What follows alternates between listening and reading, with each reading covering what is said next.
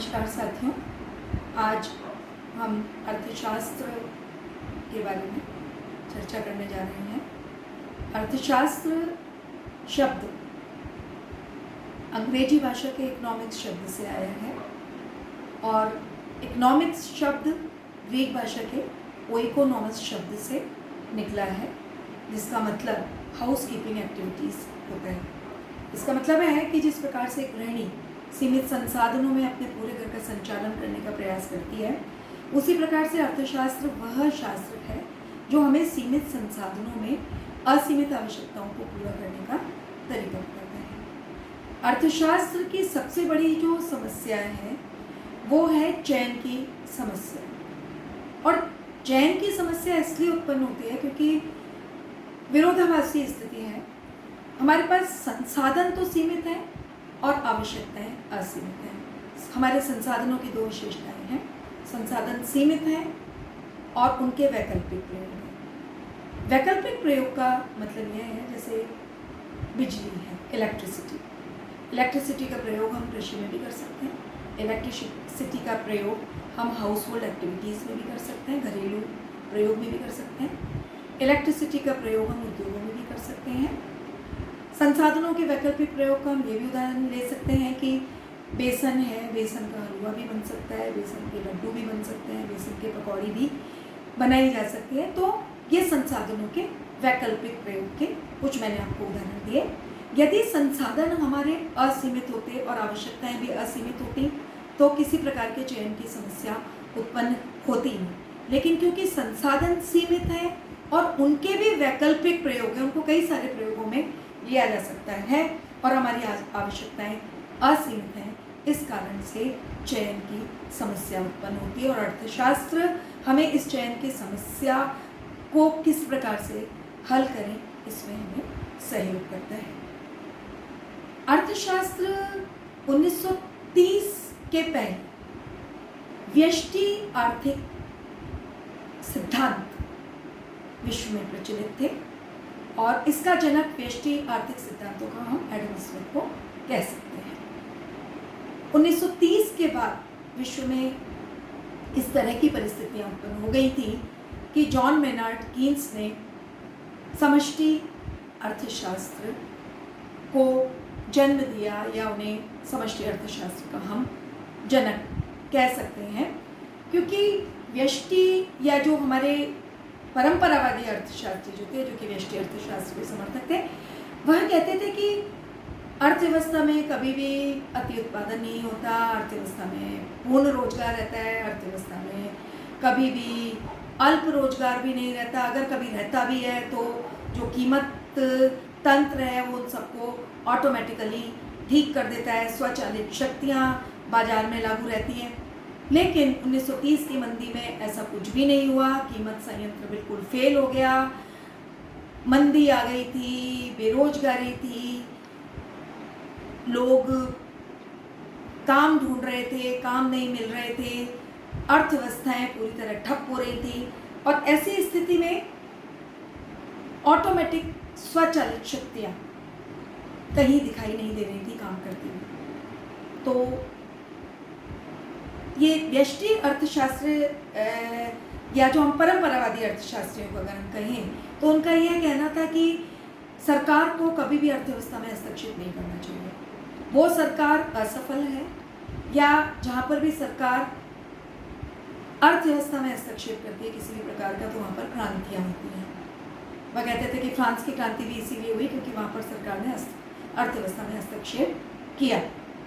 उनका ये कहना था कि अर्थव्यवस्था में सरकार को केवल 3 काम करने चाहिए, जिसे हम लेसेज फेयर की पॉलिसी कहते हैं, निर्बाधकारी नीति, कि सरकार को केवल पुलिस का काम करना चाहिए, यानी आंतरिक देश के अंदर शांति व्यवस्था बनाए रखना, बॉर्डर पर अपने देश की सॉवरेंटी संप्रभुता की रक्षा का कार्य करना मिलिट्री फोर्स के द्वारा, और तीसरा न्यायिक कार्य यानी जजमेंट का कार्य। इसके अतिरिक्त सरकार को किसी भी प्रकार का हस्तक्षेप नहीं करना चाहिए।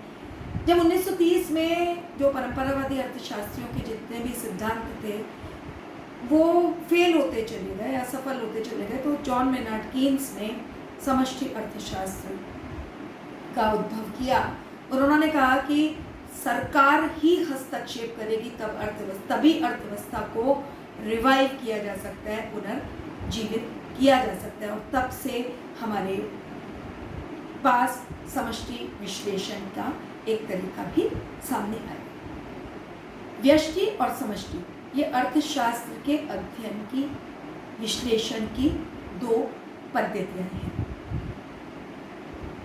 इनको रेगनार फ्रेश ने 1933 में सबसे पहले अर्थशास्त्र में प्रयोग किया।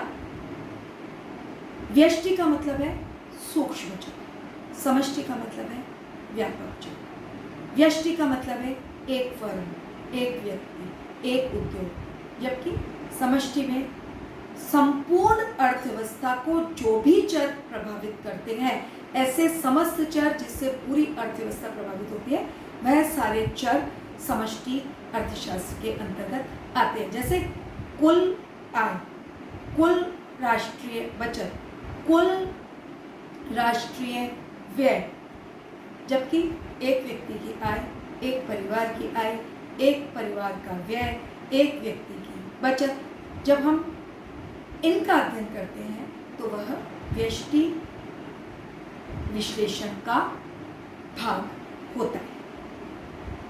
अब व्यष्टि और समष्टि जो निर्णय हैं कई बार विरोधाभासी हो जाते हैं। मतलब ऐसा नहीं है कि व्यष्टि स्तर पर जो हमने निर्णय लिए हैं वो हम समष्टि पर लागू कर सकते हैं और समष्टि पर जो निर्णय लिए हैं वो व्यष्टि पर लागू कर सकते हैं। कुछ उदाहरण द्वारा आपको बताना चाहूँगी। जैसे एक लियोन्टिफ पैराडॉक्स है, वो कहता है कि एक व्यक्ति बचत करता है तो उसके लिए बहुत अच्छा है, उसका भविष्य सुरक्षित हो रहा है। लेकिन अगर पूरा राष्ट्र बचत करने लग जाएगा तो आय, उत्पादन, रोजगार सभी पर दुष्प्रभाव पड़ेगा।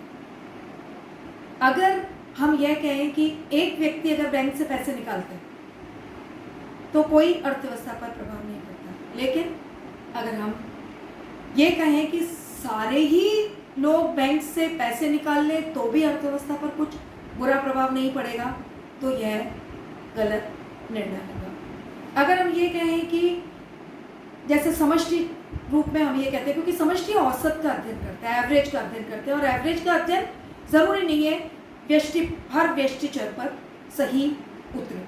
जैसे हमने ये कहा कि 10th का रिजल्ट इस बार बहुत खराब है, तो इसका मतलब ये हो सकता है कि कुछ लोगों का औसत स्तर पर बहुत अच्छा रिजल्ट नहीं रहा, लेकिन कुछ लोगों के बहुत अच्छी परसेंटेज भी आ सकती है। तो या फिर एक उदाहरण है कि एक कृषक की अगर फसल बहुत अच्छी होती है तो हम व्यक्तिगत रूप में हम ये कह सकते हैं कि उसको बहुत लाभ होगा, उसको बेचने से बहुत मुनाफा होगा। लेकिन अगर सभी किसानों की फसल अच्छी होने लग जाए तो क्या होगा, पूर्ति बहुत ज़्यादा बढ़ जाएगी। पूर्ति बहुत ज़्यादा बढ़ जाने के कारण कीमतों में गिरावट आएगी, और कीमतों में गिरावट आने पर किसानों को बहुत अधिक मुनाफा नहीं मिलेगा। तो ये कुछ विरोधाभासी तथ्य हैं जो हम व्यष्टिगत निर्णयों को समष्टि पर, और कुछ समष्टिगत निर्णय जो है वो व्यष्टि पर एज इट इज़ लागू कर पाएँ, ऐसा हमारे लिए संभव नहीं है। तो समष्टि अर्थशास्त्र के बारे में अगर हम ये देखें कि इसमें हम किस किस चीज़ का अध्ययन करते हैं, तो मैंने तो ये बताया कि बड़े समूह का अध्ययन करते हैं, संपूर्ण देश की राष्ट्रीय आय का, राष्ट्रीय बजट का, बजट का अध्ययन करते हैं, कुल व्यय का अध्ययन करते हैं, कुल राष्ट्रीय आय का अध्ययन करते हैं। ये समष्टि का विषय क्षेत्र है। दूसरा जो विषय क्षेत्र है वो यह है कि इसमें हम संपूर्ण अर्थव्यवस्था को प्रभावित करने वाले घटकों का अध्ययन करते हैं। जैसे पूरे देश में व्यापार, वाणिज्य, बैंकिंग, पूरे राष्ट्र का, ये सारे जो तत्व हैं पूरे राष्ट्र पर प्रभाव डालते हैं, इसलिए इनका अध्ययन समष्टिगत अर्थशास्त्र के अंतर्गत किया जाता है। समष्टि और व्यष्टि के अंतर्गत अगर हम अंतर देखें तो जो व्यष्टि अर्थशास्त्र है उसका अध्ययन करना बहुत सरल, जबकि समष्टि अर्थशास्त्र का अध्ययन करना अपेक्षाकृत कठिन। समष्टि अर्थशास्त्र में हम बड़े बड़े समूहों का अध्ययन करते हैं, व्यष्टि अर्थशास्त्र में हम छोटे छोटे चरों का अध्ययन करते हैं। मैंने आपको बताया था बड़े समूह मतलब कुल आय, कुल बचत, कुल व्यय इत्यादि का, जबकि व्यष्टि में एक परिवार, एक व्यक्ति की आय, एक परिवार की आय, एक व्यक्ति का व्यय इत्यादि। व्यष्टि अर्थशास्त्र में हम कीमत निर्धारण का, कि एक वस्तु की कीमत का निर्धारण किस प्रकार से होता है, इसका अध्ययन करते हैं, जबकि समष्टिगत अर्थशास्त्र के अंतर्गत हम उत्पादन एवं रोजगार का निर्धारण करते हैं और इसमें आने वाली समस्याओं का निराकरण किस प्रकार से किया जाए इसका अध्ययन करते हैं। समष्टि अर्थशास्त्र एक प्रकार से जोड़ने का, क्योंकि इसमें एग्रीगेशन होता है, जबकि व्यष्टि अर्थशास्त्र एक प्रकार से तोड़ने का अध्ययन है। समष्टिगत चरों को तोड़ के जब हम अध्ययन करते हैं तो वह व्यष्टि अर्थशास्त्र का क्षेत्र होता है। समष्टि में हम यह मान करके चलते हैं कि अपूर्ण रोजगार पाया जा सकता है, जबकि व्यष्टि में हम ये मान करके चलते हैं कि पूर्ण रोजगार पाया जाता है। व्यष्टि में हम एक व्यक्ति, एक वस्तु की, एक व्यक्ति के बारे में अध्ययन करते हैं, या इसमें हम मांग और पूर्ति के संदर्भ में कहें तो एक वस्तु की मांग और पूर्ति के बारे में अध्ययन करते हैं, जबकि समष्टि में हम समग्र मांग और समग्र पूर्ति का अध्ययन करते हैं। अगर हम विषय क्षेत्र की बात करें तो समष्टि अर्थशास्त्र आय और रोजगार का सिद्धांत का अध्ययन करता है। इसमें निवेश फलन, उपभोग फलन इत्यादि का अध्ययन किया जाता है।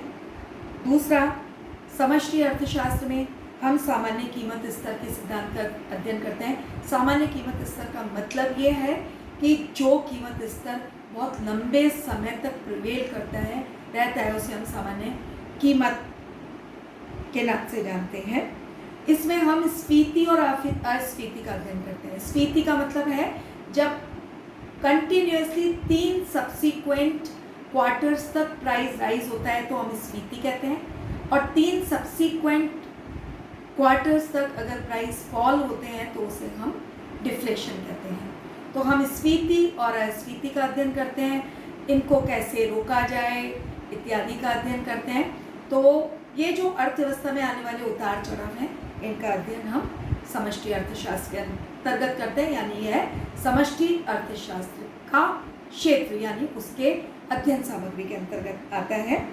समष्टि अर्थशास्त्र में हम आर्थिक विकास के सिद्धांत का अध्ययन करते हैं कि किसी भी राष्ट्र को अपना विकास कैसे करना चाहिए, अगर अविकसित राष्ट्र हैं तो वो अपना विकास कैसे करें, और जो विकसित राष्ट्र हैं वो अपने विकास को सस्टेन कैसे रखें, विकास को सुस्थिर किस प्रकार से रखें। इन सब का अध्ययन हम समष्टि अर्थशास्त्र के अंतर्गत करते हैं। समष्टि अर्थशास्त्र के अंतर्गत हम वितरण के जो सिद्धांतों का अध्ययन करते हैं, यानी उत्पादन के जितने भी साधन हैं उनको किस प्रकार से कुल उत्पादन में, पूरे राष्ट्र के उत्पादन में किस प्रकार से उन सिद्धांत उत्पादन के साधनों को उनका हिस्सा मिले, इसका व्यापक रूप से अध्ययन करते हैं। और एक जो इम्पोर्टेंट जो क्षेत्र है समष्टि अर्थशास्त्र का वो है व्यापार चक्र का सिद्धांत, यानी व्यापार चक्र यानी अर्थव्यवस्था में मंदी और तेजी के जो साइकिल्स आते हैं उनका अध्ययन करना भी समष्टि अर्थशास्त्र के अध्ययन क्षेत्र के अंतर्गत आता है। तो बच्चों, आज समष्टि अर्थशास्त्र के बारे में इतना ही। आगे सिलेबस के अनुसार आपको आगे की जानकारी समष्टि अर्थशास्त्र के बारे में समझने पर उपलब्ध कराई जाए।